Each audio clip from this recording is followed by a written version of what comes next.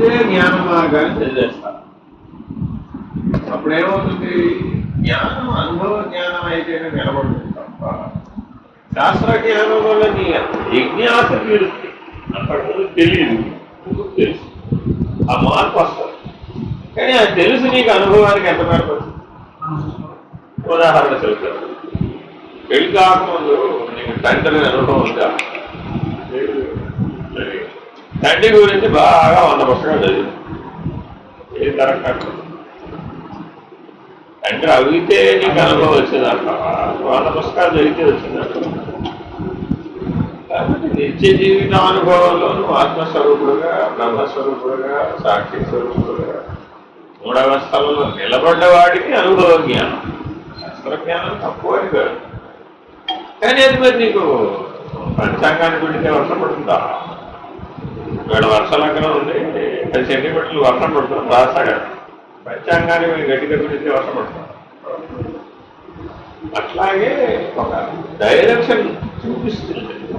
అంతవరకు మనం వెళ్ళాలి కదా, ఇంటికి వెళ్ళాలనుకోయా జీపీఎస్ పట్టుకో, బయలుదేరు, రైట్ లెఫ్ట్, రైట్ లెఫ్ట్. ఆ రైట్ లెఫ్ట్ బోర్డు నీకు దారి చూపట్టిందా లేదా? కానీ అది ఇంటికి వెళుతుందా? అది ఎక్కడికి పోతుంది? ఆ బోర్డు అక్కడ ఉంటుంది. వెళ్ళేదేమో నువ్వు కదా. శాశ్వతమైన పరిణామం వచ్చేదేవరికి నీ, శాశ్వతమైన పరిపక్వత వచ్చేదేవరికి నీ. ఒకసారి నేను ఆత్మస్వరూపుడు అనేటటువంటి స్థితికి చేరుకున్న తర్వాత మరలా జీవుడిగా జీవించడానికి అవకాశం ఉండదు. ఇప్పుడు వెనక్కి బ్రహ్మచర్యానికి వెనక్కి వెళ్ళవాలి. గృహస్థాశ్రమం స్వీకరించవు కదా, కూర్చొని మళ్ళీ వెనక్కి వెళ్ళలేవు కదా. కాబట్టి ఈ సృష్టిలో ఏదైనా సరే ఎట్లా ఉంది, పరిణామం పూర్తి అయిపోతే మళ్ళా పూర్వ దశకి వెళ్తాడు. బాల్యం నుంచి యవనానికైనా, యవనం నుంచి కౌమారానికి, కౌమారానికి వృద్ధాప్యానికి సహజంగానే ప్రతి జీవి మారుతున్నాడు. మనోడు కూడా అట్లాగే మారుతున్నాడు. మరి వెనక్కి బాల్యానికి వెళ్ళిపోవచ్చు కదా, బాగుంది. ఇప్పుడు మీ అమ్మాయికి బాగలేదు, ఆనందంగా నువ్వు కూడా ఒక సంవత్సరం కల్లాగా వెళ్ళిపోవచ్చు. అవగలుగుతావా? అవలేవుగా. ఎందుకని? పరిణామం చెందిపోయింది. ఇప్పుడు వెనక్కి అందువలన జాగ్రత్తగా సాక్షిగా జీవితంలోనే పరిణామాన్ని పూర్తి చేయకపోతే నిత్య జీవితంలో తెలిసినట్లే ఉంటుంది, కానీ అనుభవానికి రాదు. అప్పుడు నిర్ణయం చేయలేదు. సందర్భం వచ్చినప్పుడు నిర్ణయం చేయలేదు, వెళ్ళాడిపోతాం. మృత్యు వచ్చిందాయా, మృత్యు నీలో భాగం అంటావో వేరే అంటావో అని శాస్త్రం చెప్తాం. అయితే మరి అలా అమ్మా, మృత్యుదేవత కళ్ళెదురు కూడా వచ్చి నిలబడితే ఏమో నాలో భాగమే నువ్వు అని మృత్యుదేవతని స్వాహా చేసి ఆహ్వానించి ఇంగి వేయగలిగే శక్తి మన దగ్గర ఉందా? రెండోది ఎక్కడ ఉందయ్యా? ఇంతమంది దేవతలు ఎక్కడ ఉన్నారు, ఇంతమంది జీవులు ఎక్కడ ఉన్నారు? ఆత్మానుభవంలో ఉన్నవాడికి రెండోది లేదు. అనుభవ జ్ఞానం కలిగిన తర్వాత మరణ భయం లేదు, అసలు మృత్యువే లేదు, భయం ఎక్కడ?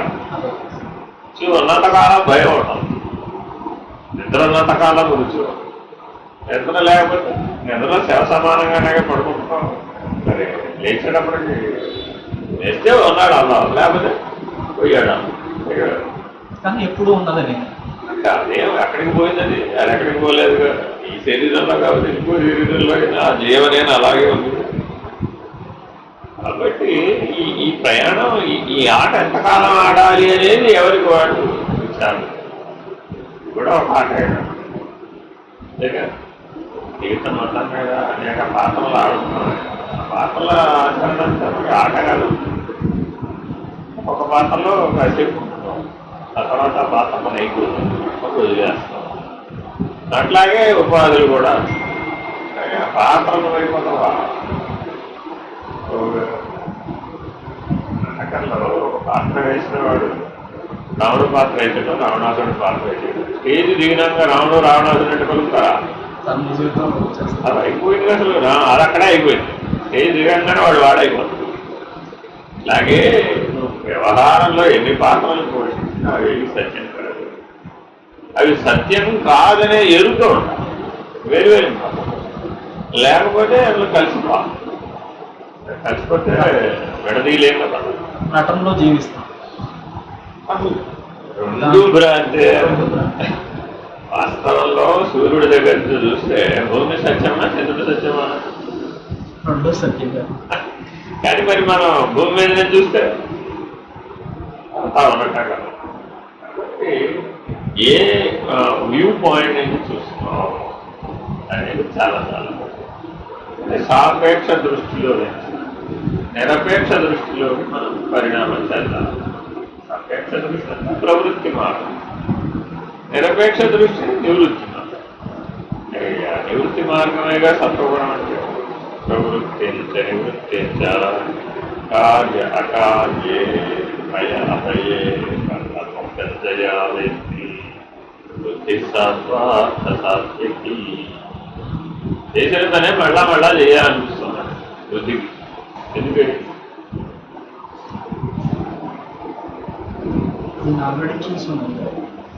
చేసిన పని అని అనుకోవడంలా ఇంకా కావాలి, ఇంకా కావాలి, ఇంకా అనుభవం కావాలి, ఇంకా అనుభవం కావాలి, ఇంకా విశేషంగా కావాలి. ఆల్రెడీ వీటిని అనుభవించింది కాబట్టి ఇంకా అనుభవిస్తే ఆ కోరిక అనేది ఇంకా మిగిలిపోయి ఉంటుంది కాబట్టి ఇంకా అనుభవించాలనే కోరిక ఉంటుంది. కాబట్టి ఇంకా కావాలి అనే బుద్ధి ఉన్నంత వరకు అయితే శరీరం కావాలి. శరీరం నుంచి విడుదలయ్యే రోజు వస్తున్నాయి. సరిపోయినాక అప్పుడు ఇంకా కావాలట, ఇంకా కావాలని అక్కడ రోజు అభ్యాసం అదే వృత్తికి అదే కూడా ధర్మం అలవాటు. ఇంకా కావాలి, ఇంకా కావాలి అంటున్నాను. అబ్బో నేను ఇంకా అది సాధించలేదు, అబ్బో నేను ఇంకా ఇది సాధించలేదు. అప్పుడు బుద్ధి రజోగుణ ధర్మంలోనే. అందుకని భగవాన్ రమణ ఏమంటారంటే ఏ కొత్త అన్నం తింటున్నావు రోజు, ఏ కొత్త త్రవ్వుతావు. రోజు తినే అన్నమే, రోజు పోయే తినలేదు. కానీ ప్రతిరోజు ఏమంటాం పోయి వాళ్ళు చాలా బాగా విశేషంగా భోజనం జరిగింది అని లోపల రిజిస్టర్ చేసుకో. బయటికి వెళ్ళేవారు లేదు, మీ ఆవిడే చక్కగా అని 4 రకాలు వడ్డీ పెట్టుకుంటాయి. జనాలు ఎలా తెలియదు వాడికి ఫుల్ మార్క్స్. అన్నప్పుడు నిన్న వండింది బాగాలేదా? నిన్న వండింది బాగాలేదు, ఇవాళ ఏమంటుంది అదే ఉంటాయిగా, అదే వ్యవహారంగా, ఏ కొత్త సుఖం ఉన్నది అంటారు. కానీ ఏ జన్మకు ఆ జన్మ ఏమనుకుంటున్నాడు, అప్పుడు ఇది చాలా విశేషం, ఇది కొత్తది అని ప్రపంచానుభవాలు వెంట పరిగెడతాం. అప్పుడు మరి సత్వగుణ ధర్మం పెంచేయనట్టుగా. అందుకని విరమించడం నేర్చుకున్నవాడు నివృత్తి మార్గాలు. అదే సంగత్వంతో రమించుకున్నట్టు కలిసిపోయి ఇంకా కావాలి, ఇంకా కావాలి. అప్పుడు మరి ఈ గ్రహింపు లేదు, నాకు తీసుకోవాలనేటువంటి గ్రహింపు రావడం లేదు. ఇట్లా అంతఃకరణంలో ఉన్నటువంటి చిత్తవృత్తులలో ప్రతి క్షణం ఏదో కొద్ది మార్పులు, ఇది నూతనం, ఇది నూతనం, ఇది నూతనం అని జీవితం జరుగుతూ ఉంటాం. ఉదాహరణ చెప్తాం, బట్టల షాపు పెట్టారు. ఎవరైనా ఏమంటారు లేటెస్ట్ అంటారు. లేటెస్ట్ బట్టలు చూపెట్టండి అంటే వాడి అని ఎదుగుతున్నారు. అంటే అన్నీ ఒకలాగా, ఏం ఒకలాగా ఉన్నాయి మేడం, రంగు వేరే, డిజైన్ వేరే, ఇది అంచు వేరే, అది పళ్ళు వేరే, ఎన్ని తేడాలు చెప్తాడు. అన్ని వేసుకునేది వంటకే. శరీరమే వస్త్రం కదా, శరీరాన్ని వస్త్రంగా చూసేవాడికి అసలు కొత్త బట్టలు కావాలి అని అడిగారు జీవితం. మా నాన్నగారు ఎరా కొత్త బట్టలు కొనుక్కుంటావా? కొత్త బట్ట అసలు అందులోనే పెద్ద సమస్య. అది అంటున్నాడు భ్రాంతి లేదు. సేపు ఉంటుంది నీకు కొత్త బట్టలు వేసుకోవడం, ఎంతసేపు కొత్త బట్టలు అంటాం. 2 నిమిషాలు అర్థం నిలబడి ఆహా నేను కొత్త బట్టలు వేసుకున్నాను నీకు నువ్వు సర్టిఫికేట్ ఇచ్చుకున్నంతసేపు, లేదా నీ పక్కన ఉన్నవాడు చూసి నీకు సర్టిఫికేట్ ఇచ్చినంతసేపు. లేదా మరి దానివల్ల ఏమవుతుంది? అందులో ఏం లేదు అనే సత్యం నీకు బోధపడ్డ రోజున అందులో నూతనత్వం అనేది అందరూ ఏమంటారు, సృష్టి నిత్య నూతనంగా ఉందండి. ఎలా ఉంటుంది?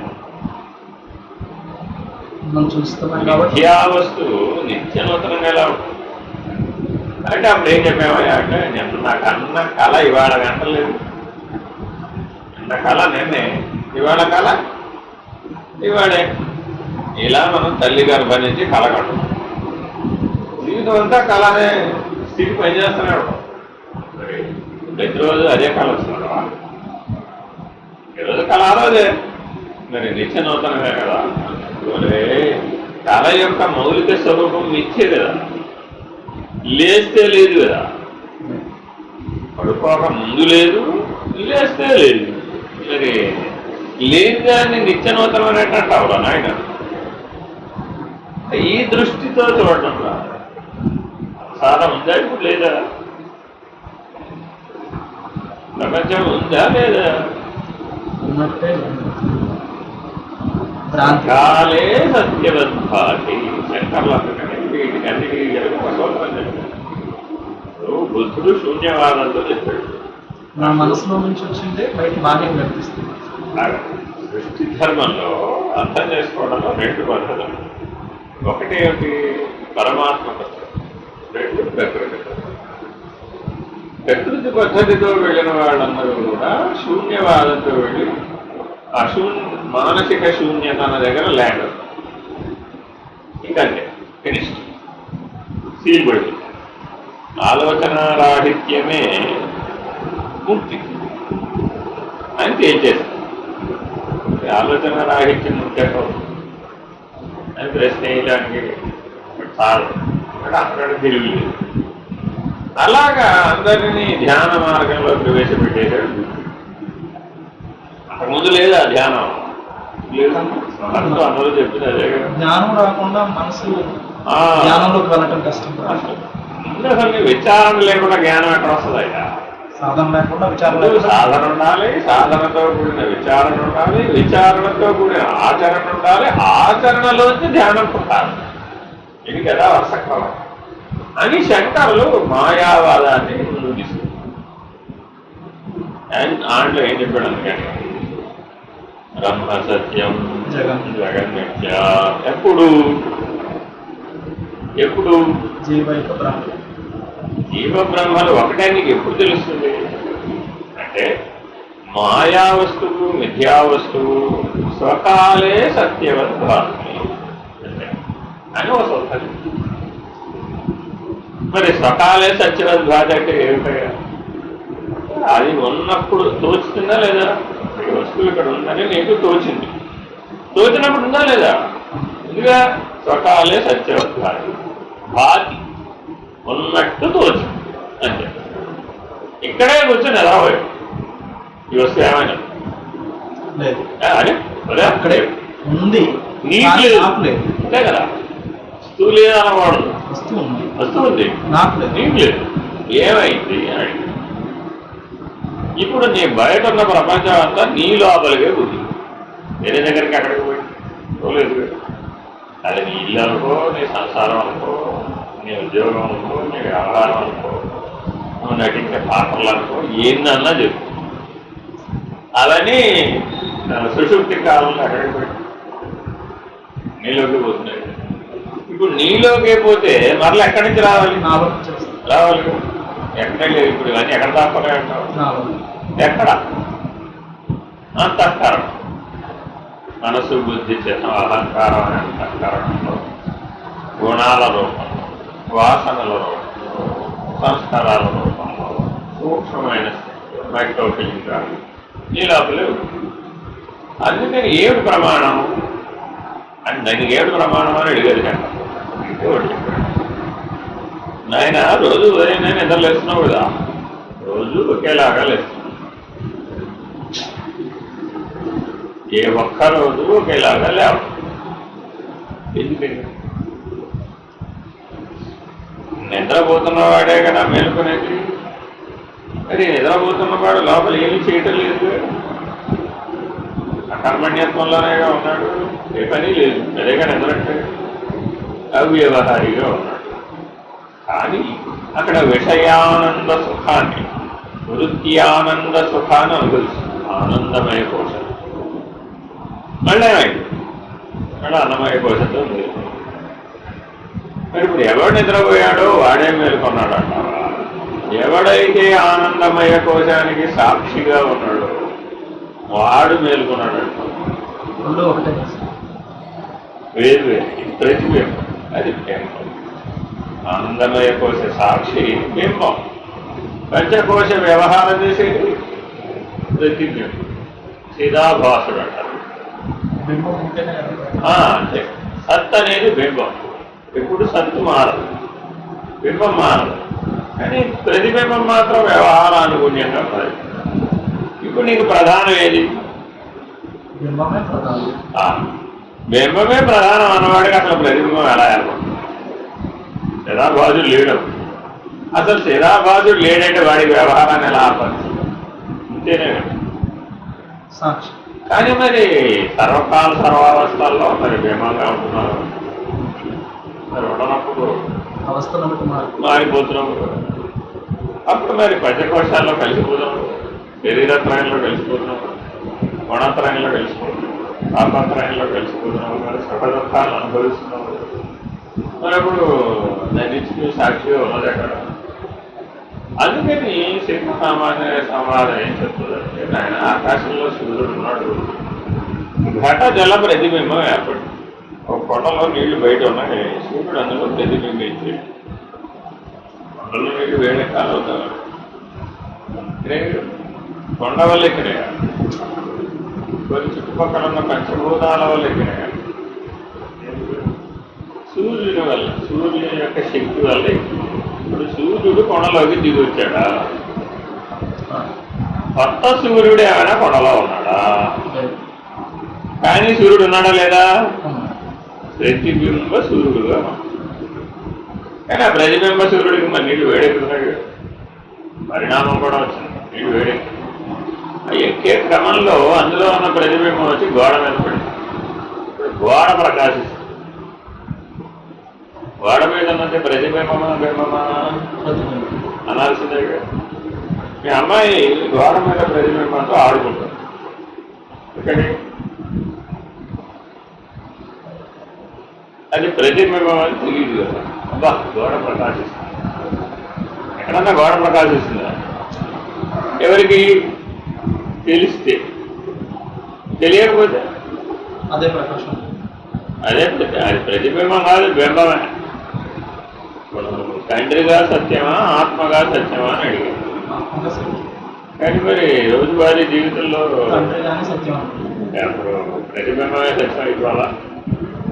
తండ్రిగా సత్యమా ఉద్యోగిగా సత్యమా?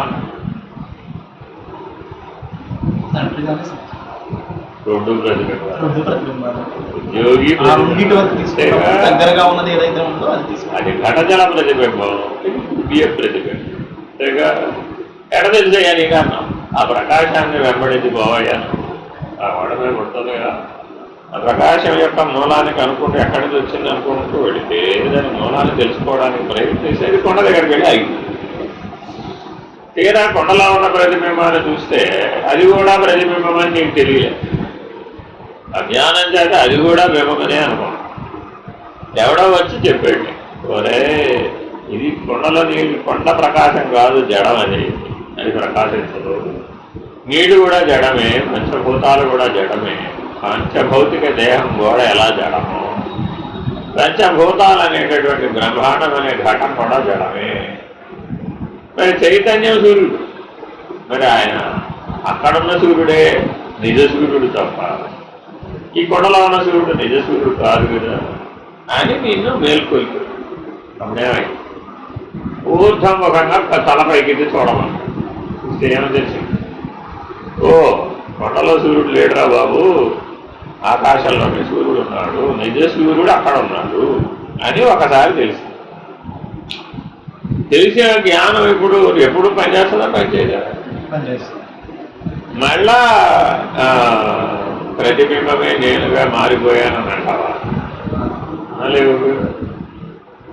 అలా యథార్థ జ్ఞానాన్ని కనుక నువ్వు పొంది పంచకోశాలను, శరీరత్రయాలను, తాపత్రయాలను, గుణత్రయాలను, అవస్థాత్రయాలను ప్రతిబింబాలుగా భావించి విడచిన నాడు నువ్వు సచ్చిదానంద స్వరూపుడు. విడవాలి, వెరువెరింపాలి. కానీ మరి మానవుడు వీటిని విడుస్తున్నాడా? మాయ అంటే ఏమిటి? లేనిది ఉన్నట్టుగా ఉంది. 3 గుణాలే మాయ, వేరే ఇంకేం లేదు. అంటే దైవీ కేశా గుణమయీ మాయా దదత్యయ మామేవ ఏ ప్రపద్యంతే మాయా అమేయా తదంతి. నీ అంతటం ఎంత పుస్తీ పెట్టినా చాలా ఆయన గుణాతీతుడైనటువంటి పరమాత్మ, గుణాతీతుడైనటువంటి సద్గురుమూర్తిని ఆశ్రయించి వాళ్ళని చూసి నేర్చుకో. వాళ్ళు గుణాతీతంగా ఎట్లా జీవిస్తున్నారో చూసి గ్రహించాలి. చెప్తే తెలిసింది కదా, తల్లి తండ్రి గురువు దైవం దగ్గర ఎట్లా ఉండాలంటే చూసి నేర్చుకో. కానీ చెప్తే ఎంత చెప్తావు, జీవితం అంతా గురించి పాఠం 100 ఏళ్ల పాఠం మీ అమ్మాయికి చెప్పాలి. ఎన్నిసార్లు చెప్తే ఉన్నాను బాగా ఏదైనా 2 పుస్తకాలు పెట్టండి, మీ దగ్గర చాలా పుస్తకాలు ఉన్నాయి కదా 100 ఏళ్ల జీవితం గురించి బాగా చదివి బైహార్ట్ చేసి నేను తెలియజేసుకుంటానని అనుకో, అంటే అవుతుందంట ఏదో జీవితం ఆ రోజు. కాబట్టి జాగ్రత్తగా మనం స్వరూప జ్ఞానాన్ని పట్టుకోవాలి. వాసనాక్షయ మనోనాశాలను సాధన ద్వారా సిద్ధించాలి. సాధన దేనికోసం అంటే వాసనాక్షయం మనోనాశం కోసం. దాని మాయ అనే వస్తువులో ఈ వాసనలు ఉన్నాయి, ఆ మనస్సు. అంతఃకరణం లేనిది, అంతఃకరణ ప్రతిబింబుడు లేదు. మొదటి ప్రతిబింబం ఎక్కడ పడింది? అంతఃకరణంలో పడింది. జ్ఞాతగా ఉన్నటువంటి ప్రత్యేగాత్మ మొదట దేంట్లో ప్రతిబింబించాడంటే మనసులో ప్రతిబింబించింది. అదే ప్రతిబింబం బుద్ధిలో ప్రతిబింబించింది, అదే చిత్తంలో ప్రతిబింబించింది, అదే అహంకారంలో ప్రతిబింబించింది, 24 ఇంద్రియాల్లో ప్రతిబింబించింది. అంటే ఉన్న బింబం ఒకటేగా. కాబట్టి ఎప్పుడూ జ్ఞాతగా ఉండటం నేర్చుకోవాలి, జ్ఞానంగా ఉండటం. దాని ద్వారా నిరంతరాయంగా నీలో చిత్తవృత్తులను క్షయం చేసినట్లయితే వృత్తి శూన్యం ఏర్పడుతుంది. సమాజనిష్ట ద్వారా ఈ వృత్తి శూన్యతను సంపాదించాలి. ఆ సమాజనిష్ట యోగ మార్గంలోనూ సాధించవచ్చు, జ్ఞాన మార్గంలో సాధించవచ్చు, భక్తి మార్గంలో కూడా సాధించవచ్చు. కృష్ణ చైతన్యుడు బట్టి మీద శరీరమే బట్ట ఉందో లేదో తెలియని దశలో మరి నృత్యం చేస్తూ మధురానగర వీధులలో విడిపోలేదు. ఆయన సమాజనిష్ఠుడు కాదు. అలాగా బాహ్యాన్ని గుర్తించలేనటువంటి స్థితికి చేరుకోవాలి. సంకల్ప వికల్పాత్మకం మనహ కదా. అప్పుడు మరి సంకల్ప వికల్పాలు లేవు. అప్పుడు వాడికి ప్రపంచం ఉందా? భక్తి అనేది సాధన ఈ స్థితి 4 మార్గాలు ముక్తికి ఏదైనా కావాలా? శంకరాచార్య జ్ఞాన మార్గాన్ని సులభం. బుద్ధిగత జీవికి జ్ఞానం సులభం. మరి అదే బుద్ధి మందంగా అవుతాయి. అప్పుడేం చేయాలి? మరి అభ్యాసం అవసరమే కదా. నీ జీవితంలో వైరాగ్యం లేదయ్యా, అప్పుడు జ్ఞానం ఎట్లా పడదు. కాబట్టి అభ్యాస వైరాగ్యాలు లేని వాడికి మనోదుర్ని గ్రహం చేయాలి. మనసుని స్వాధీనపరచుకోవాలి. మనసునే స్వాధీనపరచుకోలేని వాడు చైతన్యాన్ని స్వాధీనపరచుకోగలుగుతాడు. అది అసలు సాధ్యం. చైతన్యాన్ని ఎవరైతే స్వాధీనపరచుకుంటారో అప్పుడు చైతన్య మూలం పరమాత్మ బ్రహ్మము అనే నిర్ణయానికి వాడు బ్రహ్మాండ సాక్షి. మనోమూలం ఎవరైతే మనసును స్వాధీనపరచుకుంటారో వాడు ప్రత్యేగాత్మ, జ్ఞాత దగ్గరకు వచ్చి ఆత్మస్వరూపుడు. కాబట్టి అదేమో సమిష్టి సాక్షి, ఇదేమో వ్యష్టి సాక్షి. కానీ మరి సాక్షిత్వం అనే లక్షణం ప్రత్యేగాత్మలోనూ పరమాత్మలోనూ రెండింటిలోనూ ఒకటే. పరిణామం పూర్తి చేసుకోవాలి. కాబట్టి సాధన ఎందుకోసం చేయాలి అంటే వాసనాక్షయ మనోనాశాలను సాధన ద్వారా అనుభవానికి తెచ్చుకోవాలి. లేనిది లేకనే పోయింది అనేటటువంటి నిర్ణయాన్ని అనుభవం ద్వారా పొందాలి.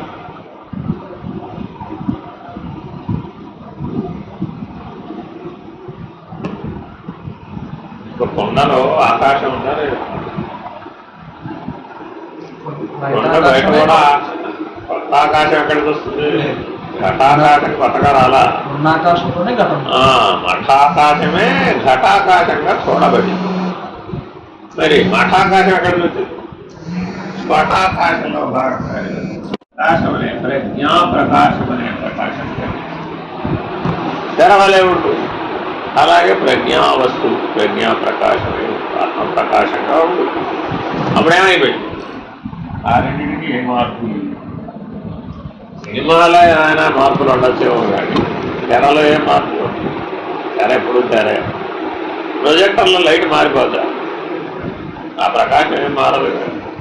సినిమా రీల్ మారుతా అంతే తప్ప ప్రత్యేకంగా ఆకాశం ప్రకాశానికి వచ్చే మార్పు.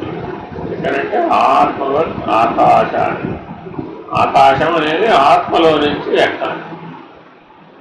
పంచభూతాలన్నీ ఆ ఆత్మ యొక్క సంకల్పం చేత ప్రత్యేకరించబడి పునః సృష్టి సంవిధానంలోకి దిగొచ్చేసింది. ఆ ఆత్మశక్తి ఈ 24 ఒకటిగానే ఉంది కానీ భిన్నంగా లేదు. కాబట్టి బుద్ధిని భిన్నత్వంలో నుంచి ఏకత్వం వైపు నడిపించాలి. అనే సమత్వం తప్పక ఉండాలి. బుద్ధి యోగం కలిగి ఉండాలి. అన్ని యోగములలో కల్లా ఉత్తమ యోగం బుద్ధి యోగం. పరమాత్మని దర్శించాలి అంటే బుద్ధి యోగం. కానీ అమ్మవారికి ఏమన్నా బుద్ధి సాక్షిణి, సాక్షివర్జిత. అమ్మవారి అనుగ్రహం చేత ప్రతి ఒక్కరు కూడా బుద్ధి సాక్షిని అవుతాడు. తర్వాత ఆ సాక్షివర్జిత కూడా అవుతాడు. ఇదేమో వ్యష్టి, అదేమో సమిష్టి.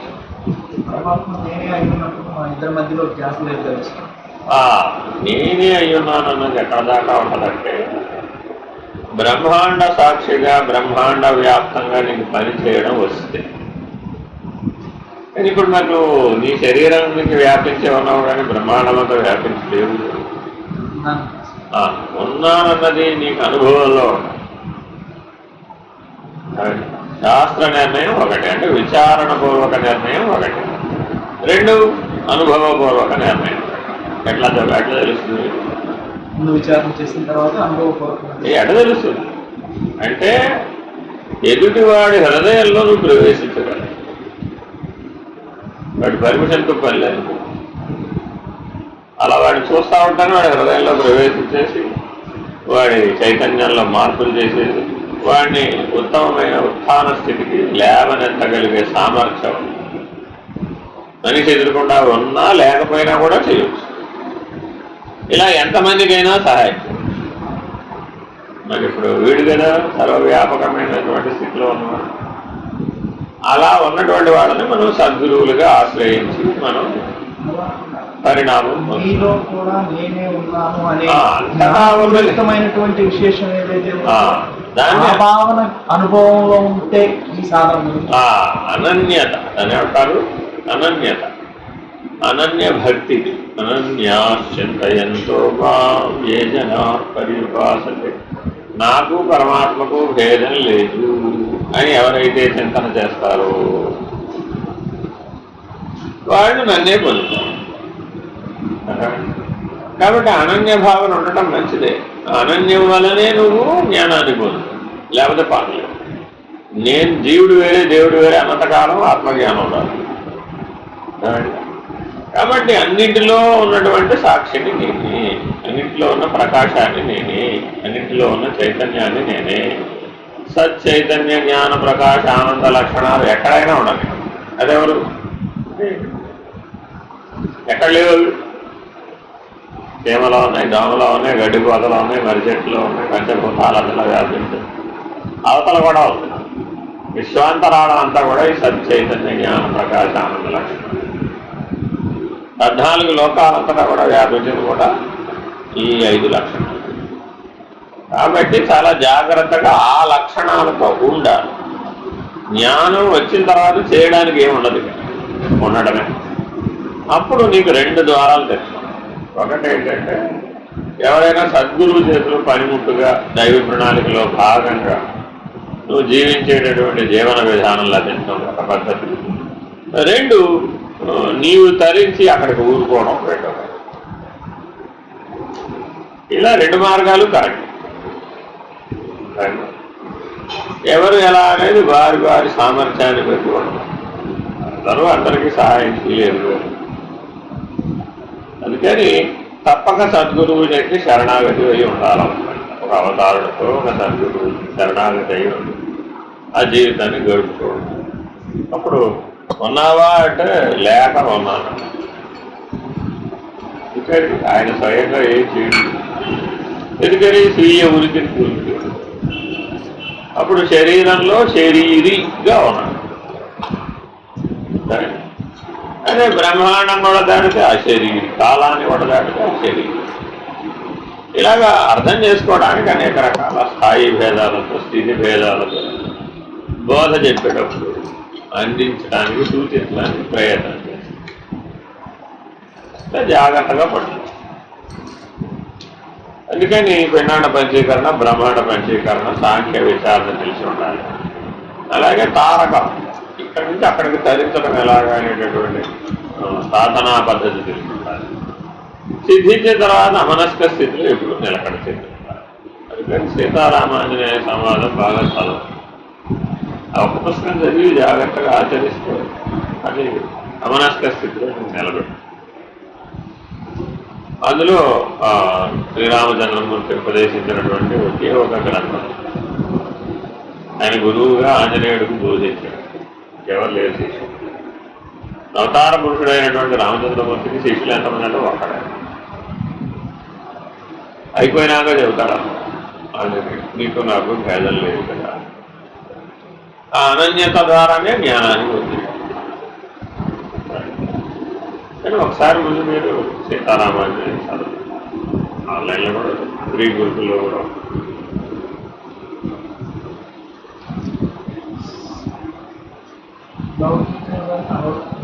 సామాన్యుడు అంతకాలంగా నేనే అనే జ్ఞానాన్ని మన అంతరం నుంచి అనుభవిస్తున్నప్పటికీ కూడా మనం లేచినప్పుడు కనిపిస్తుంది, దీన్ని అనుభవించగలుగుతున్నాను. పడుకున్న తర్వాత, లేచిన తర్వాత మాత్రమే నేను దాన్ని చెప్పగలుగుతున్నాను. అది కూడా నేనే, ఇది కూడా నేనే ఉన్నప్పుడు మాత్రమే చెప్పగలను. తెలివి లేదు కాబట్టి, నిద్రలో తెలివి లేదు కాబట్టి. తెలివి ఉంటే చెప్పగలుగుతావా, ఉంటావా? అంతే. అందుకని గుణత్రయాలను పూర్తిగా నిశ్శేషంగా దాటనంత వరకు అవస్థాత్రయాలు జోలికి వెళ్ళలేదు. గాఢ నిద్రలో తెలివి రాలేదంటే గుణత్రయాన్ని ఇంకా మనం నిశ్శేషంగా దాటలేదు, అధిగమించలేదు. ఇది వర్షం ఎట్లను గుణత్రయాన్ని ఎందుకు దాటలేదు? ఇంకా సుఖ దుఃఖాలని తాపత్రయాన్ని దాన్ని ఎందుకు దాటలేదు? స్వప్నంలో మనకి ఎలా అయితే జరుగుతుందో అర్థమవుతుందో అలా కూడా సుశుక్తిలో కూడా అర్థమవుతుందా? నీ కళ్ళం ఇప్పుడు ఈ గ్లాస్ ఉందయ్యా, ఎప్పుడు ఉందా లేదా? అంతఃకరణం కూడా జడమే కదా. అంతఃకరణం చైతన్యవంతం కాదు కదా, అయితే జడం కదా. నీ కళ్ళ ముందే అంతఃకరణం పడుకుంటుంది, నీ కళ్ళ ముందే అంతఃకరణం వ్యవహరిస్తుంది, నీ కళ్ళ ముందే అంతఃకరణం లేస్తుంది. నువ్వు ఆ వరకు అట్లా చూస్తా ఉంటావు. సుశుక్తి పూర్తి జ్ఞానమయంగా మన గ్రంథాలు చెప్తున్నప్పటికీ మనం జ్ఞానమయం ఎప్పుడు నువ్వు ఆనందమయ కోసే సాక్షిగా ఉంది కాదు. నేను ఉదాహరణ లేచున్నప్పుడు అది జ్ఞానాన్ని ఎక్కువగా అనుభవిస్తాను. అదే కోపశిష్ట శివ కేవలోహం అనేటటువంటి నిర్ణయం ఎక్కడికక్కడే కలగాలి కదా. అంతేగాని గాఢ నిద్రలో కలగకుండా మేల్కొన్న తర్వాత నేను శివస్వరూపం అన్నాగా అనుకోండి ప్రయోజనం. అందుకని విషయావృత్తిలో మనం చిత్తవృత్తులలో స్మృతి నిద్ర దాటడం చాలా కష్టం. నువ్వెవరు ఎక్కడ పుట్టావని అడిగాను, ఏం చెప్తావు? ఎవరో ఒకరు నేను ఫలానా చోట పుట్టాను, ఫలానా చోట పెరిగాను అంటున్నారా? హరి ఓం అండి, నీకు గుర్తున్నాడా? శ్రవణ్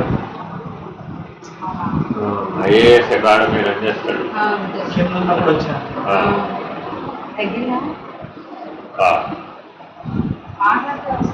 అర్థమైందా? ఇట్లా జాగ్రత్తగా పంచకోశాలను, శరీరత్రయాలను, తాపత్రయాలను, గుణత్రయాలను పూర్ణంగా ఎవరైతే ప్రకాశ స్థితిలో ఉండి అధిగమిస్తారో ఆ ప్రకాశమే గాఢ నిద్రావస్థలో కూడా ఉంటుంది. అప్పుడు చీకటి ఉండదు కదా. చీకటి లేకపోతే నిద్రనే చెప్పడానికి చూడండి, అందరూ ఏం చేస్తారు, కళ్ళ దంతలు కట్టుకుంటారు. ఎందుకని వెలుతురు పడితే నిద్రరాదు, ఏది బయట వెలుతురు పడింది.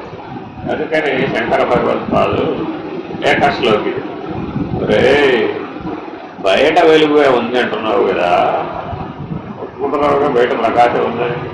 ఆ జగత్తంతా ఆ ప్రకాశంలోనే అనుభూతం అవుతుంది. మరి కళలో నీ లోపల ఉన్న ప్రపంచం కూడా నీకు అనుభూతం అవుతున్నదంటే నీ లోపల కూడా ప్రకాశమే ఉంది కదా, వేరే ఉంది. అప్పుడు ఒక ప్రపంచానుభవం కలగాలి అంటే అక్కడ ఏముండాలి? ప్రకాశమే ఉండాలి. నాటక దీప ప్రకరణం. ఆ దీపం లేకపోతే నాటకం అట్ట కనబడుతుంది కదా. బయట ఉన్న ప్రకాశం కదా, లోపల ఉన్న ప్రకాశమే గొప్ప.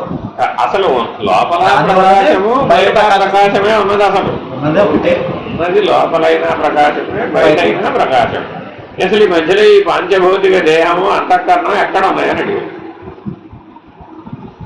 దాంట్లోనే ఉన్నది, ప్రకాశంగా ఉన్నది.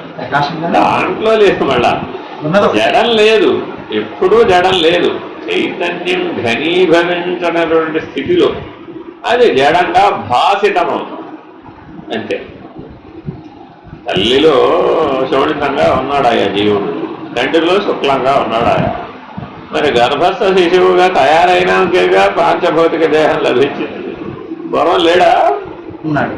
మరి ఆ ప్రకాశ రూపాన్ని ఆ గర్భస్థ శిశువు గ్రహిస్తుంది. గ్రహించబట్టేగా అసలు 9 నెలలు తనను తాను పోషించుకోగలుగుతుంది. తల్లి దగ్గర నుంచి ఏమి సంగ్రహించాలనేది ఆ శిశువుకి తెలిసేగా చేస్తుంది, మరి తెలియక చేస్తూనే ఉంటున్నాం. ఎట్లాగా తల్లిని చెప్పమని పుట్టేంత వరకు ఈ పిల్లాడు కలగా ఉండడం నల్లగా ఉండడం చెప్పలేదు. ఏ లక్షణాలో చెప్పమని చెప్పలేదు. కొన్ని పెరిగిన తర్వాత ఏమవుతాడో చెప్పమని చెప్పలేదు. కానీ వాడి లోపల ఉన్న జీవ చైతన్యానికి తెలుసా తెలీదా? అయ్యో వాడు జ్ఞానం కదా. కాబట్టి ఎప్పుడూ ప్రకాశమే నేనుగా ఉండాలి. పంచకోశాలలో కానీ, శరీరత్రయాల్లో కానీ, పాపత్రయాల్లో కానీ, గుణత్రయాలలో కానీ, ఆఖరికి అవస్థాత్రయంలో కానీ సర్వవ్యాపక ప్రకాశమే నేనుగా ఉంటే ఇప్పుడు అవన్నీ ఉన్నాయని అడ చెప్తావు. ఆ సర్వవ్యాపక ప్రకాశమేగా సచ్చిదానందం. ఆ సచ్చిదానంద ఘనమే పరమ. సచ్చిదానంద ఘనం అనగానే బ్రహ్మాండం ఎగిరిపోయి, ఇప్పుడేమో పిండాండం ఎగిరిపోయింది. సచ్చిదానంద స్థితి నీకు తెలియబడగానే పిండాండం ఎగిరిపోయింది. అదే సచ్చిదానంద ఘనం అనగానే బ్రహ్మాండం ఎగిరిపోయింది. కదలికే లేదు కదా. కదలిక లేదంటే మళ్ళీ నేనంటాడు. కదిలితేగా నేనంటాను. అసలు ప్రకాశం కదిలితేనే కదా, కదలిక లేనప్పుడు. కాబట్టి నేను యొక్క మూలాన్ని అన్వేషించిన రమణ భగవాన్ ఎక్కడ చెప్పారు ఇప్పుడు అంటే బ్రహ్మాండ సాక్షిని పట్టుకోవాలి. ఆ బ్రహ్మాండ సాక్షి సాక్షి వర్జిత అయిపోయేటప్పటికి పరబ్రహ్మమే.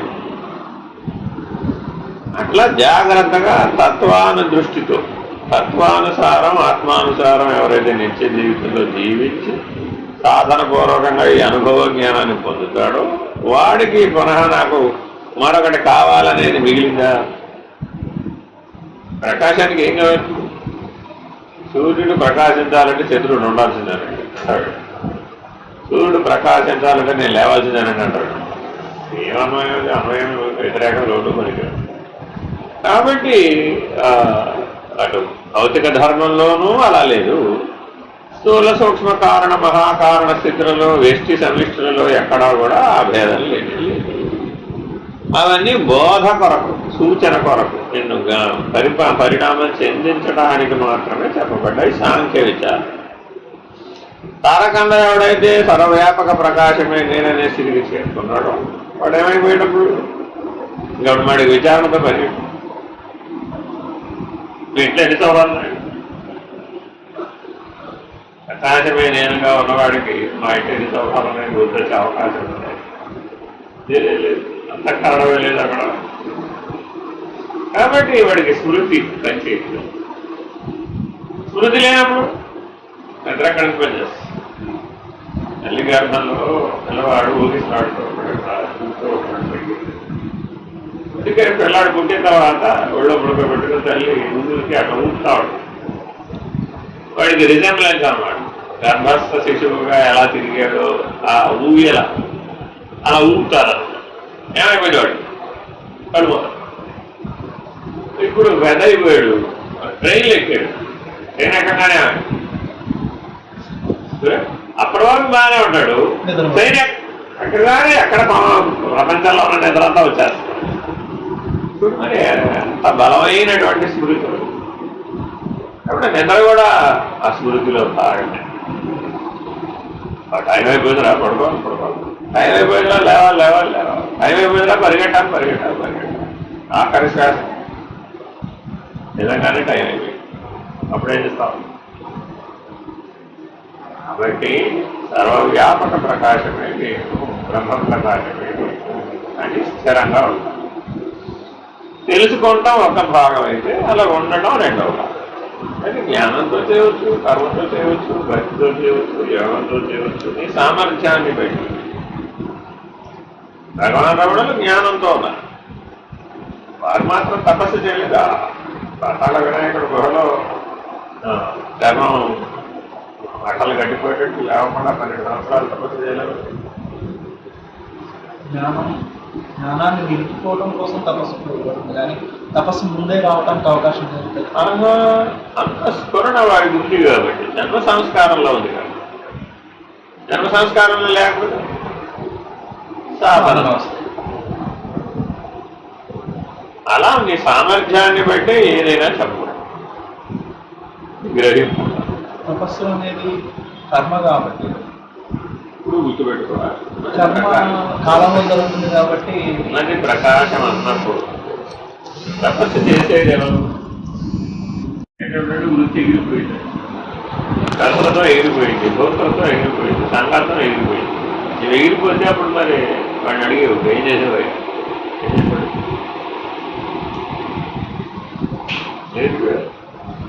కాబట్టి ఆ స్మృతి నిద్ర దేని వల్ల ఏర్పడుతున్నాయంటే కర్తృత్వ, భోక్తృత్వ, సంగత్వాల వల్ల ఏర్పడుతుంది. కాబట్టి రోజువారీ జీవితంలో కూడా వ్యవహారం చేస్తావు. శరీరం ఉన్నంతకాలం శరీరం ఆచరణలు, ధర్మ సాధన, కర్మ సాధన. ధర్మమంతా మరి వ్యవహారంలో కర్మరూపంలోనే ఉంది. జ్ఞాని కర్మను ఆచరించడా? కర్మంగా ఆచరిస్తాడు.